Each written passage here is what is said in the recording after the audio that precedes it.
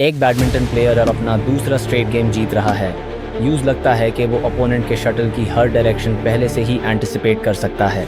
एक साइंटिस्ट पूरी रात एक्सपेरिमेंट्स के रिजल्ट्स एनालाइज करने में इतना मसरूफ है कि सुबह के अलार्म के आवाज़ भी महसूस नहीं करता। एक मैथमेटिशियन एक कॉम्प्लेक्स थ्योरम प्रूव करने में इतनी मसरूफ़ हो जाती है कि उसका फ़ोन उसके पास वाइब्रेट हो रहा है, पर उसका ध्यान अभी भी सोल्यूशन पर है। फॉर्मूलाज और लॉजिक उसके दिमाग में फ्लो की तरह चल रहे हैं। इन तीनों के एक्टिविटीज़ अलग स्किल्स और स्पेसिफिक नॉलेज डिमांड करती हैं, अगर इनका एक्सपीरियंस एक ही चीज़ के गिर्द घूमता है। फ्लो ये वो यूनिक मेंटल स्टेट है जहां काम बिल्कुल एफर्टलेस लगता है। और चाहे आप साइंटिस्ट या मैथमेटिशियन ना हो, कोई भी इंसान फ्लो फाइंड कर सकता है। जो लोग रेगुलरली फ्लो एक्सपीरियंस करते हैं उनमें पॉजिटिव इमोशंस, क्रिएटिविटी और सेंस ऑफ अकॉम्प्लिशमेंट ज़्यादा पाया गया है। रिसर्च ने यह भी लिंक किया है कि फ्लो से प्रोडक्टिविटी बढ़ती है, लर्निंग एनहांस होती है और एकेडमिक अचीवमेंट इम्प्रूव होती है। मगर फ्लो है क्या? और हम अपनी रोज़मर्रा की ज़िंदगी में इसको कैसे पा सकते हैं? फ्लो सिर्फ अटेंशन नहीं, बल्कि एक ऑल्टर्ड स्टेट ऑफ कॉन्शियसनेस है जिसमें कुछ डिफाइनिंग फीचर्स होते हैं। पहली बात, जो लोग फ्लो में होते हैं वो इतने एफर्टलेसली एंगेज्ड फील करते हैं कि टाइम की परसेप्शन ही चेंज हो जाती है। डिस्ट्रैक्शंस दूर हो जाते हैं और जो काम नॉर्मली स्टार्ट करने में मुश्किल होता है, फ्लो में रुकना मुश्किल हो जाता है।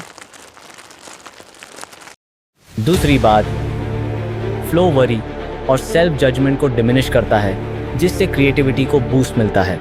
तीसरा, लोग अपने टास्क के साथ एक सेंस ऑफ वननेस फील करते हैं जो पीक परफॉर्मेंस के लिए क्रिटिकल है। ब्रेन इमेजिंग स्टडीज ने भी दिखाया है कि फ्लो के दौरान न्यूरल एक्टिविटी में चेंजेस आते हैं, खास तौर पर अटेंशन, सेल्फ अवेयरनेस और सेल्फ कॉन्शियसनेस के रीजन्स में। ये चेंजेस बताते हैं कि फ्लो सिर्फ एक साइकोलॉजिकल एक्सपीरियंस नहीं, बल्कि एक रियल ब्रेन शिफ्ट है। लेकिन कई सवाल अब भी मजीद रिसर्च के इंतजार में हैं। फ्लो स्टेट के दौरान दिमाग में रिलीज होने वाले न्यूरोकेमिकल्स का एग्जैक्ट रोल क्या है, और क्या ये यूनिक पैटर्न हर इंडिविजुअल के लिए सेम होता है? और साइंटिस्ट्स ये भी समझने की कोशिश कर रहे हैं कि कौन से एक्टिविटीज़ सबसे ज़्यादा फ्लो एलिसिट करती हैं। जहाँ थीरीज का ताल्लुक है, तो सबसे मशहूर ये कि लोग ज़्यादा फ्लो तब पाते हैं जब वो इंट्रिंसिकली मोटिवेटेड होते हैं। इसका मतलब कि उनको उस एक्टिविटी में पर्पस, मीनिंग या एंजॉयमेंट मिलती है। इसमें आप अपना फेवरेट हॉबी शामिल कर सकते हैं, चैलेंजिंग असाइनमेंट्स या वो टॉपिक्स पढ़ना जो आपको दिल से एंगेज करते हैं।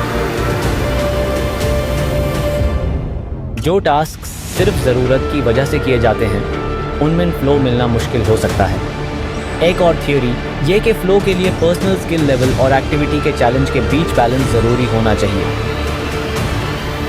अगर टास्क बहुत ईजी हो तो बोर्डम हो जाता है, अगर बहुत मुश्किल तो फ्रस्ट्रेशन।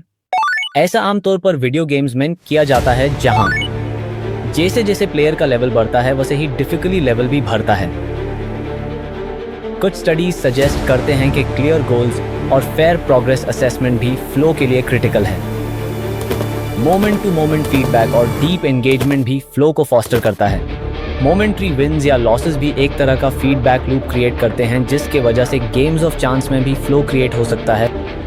गारंटी करने वाला कोई यूनिवर्सल प्रोटोकॉल तो नहीं, मगर कुछ स्टेप्स आपकी चांसेस ज़रूर बढ़ा सकते हैं। सबसे पहले अपना एनवायरनमेंट क्वाइट रखें, डिस्ट्रैक्शंस दूर करें और डिवाइसेस ऑफ या साइलेंट मोड पर रखें। फिर अपने टास्क्स को छोटे, स्पेसिफिक सेगमेंट्स में डिवाइड करें जो ट्रैक और लर्न करने में आसान हों। एंड गोल्स क्लियर सेट करें जो चैलेंजिंग हो मगर फ्रस्ट्रेटिंग ना लगे। अगर टास्क बोरिंग लगे तो काम को एक स्पेसिफिक टाइम में मुकम्मल करने की कोशिश करें। सबसे इम्पॉर्टेंट बात, फ्लो को ज़्यादा फोर्स करने की कोशिश न करें।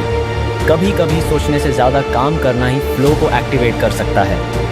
प्रोसेस पे फोकस करें, रिजल्ट्स पे नहीं, और फिर आप देखेंगे कैसे एफर्टलेस एंगेजमेंट आपको बेस्ट परफॉर्मेंस और जेन्युइन सेटिस्फैक्शन तक ले जाता है।